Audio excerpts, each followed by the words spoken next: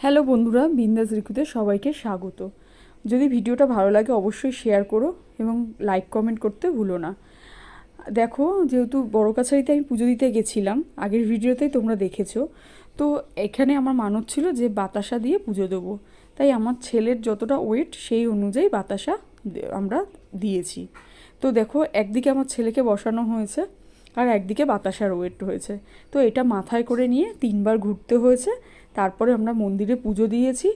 আর দেখো, আমার একটা ঠাকুরও দিয়েছি, কৃষ্ণ ঠাকুর, যাদের যেরকম মানত থাকে। যদিও আমার মানত ছিল না, তো এটা আমার মাই ভালোবেসে আর কি দিয়েছে। তো ওখানে কিন্তু নিয়ম হচ্ছে, মন্দিরে যদি ঠাকুর দেওয়া হয় তার জন্য এক্সট্রা টাকা দিতে হয়। তো আর হচ্ছে তারপরে বাতাসা ছড়ানো, 3বার ঘুরে তারপরে গিট খুলে তারপরে আমরা বাতাসাটা ছড়ালাম। এবং ধূপবাতি জ্বালানোর জন্য বাইরে একটা জায়গা করা আছে, সেখানে ঠাকুরকে দেখিয়ে, মহাদেবকে ধূপবাতি দেখিয়ে ওখানে ধরাতে হয়। তো এই অভিজ্ঞতা সত্যিই খুব ভালো ভালো লাগলো আমাদের, তাই তোমাদের সাথে শেয়ার করলাম।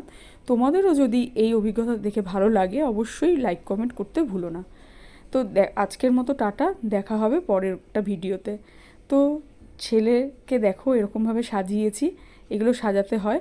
এবং মন্দিরে ভগবানের কাছে একটা কাপড়ও দান করেছি।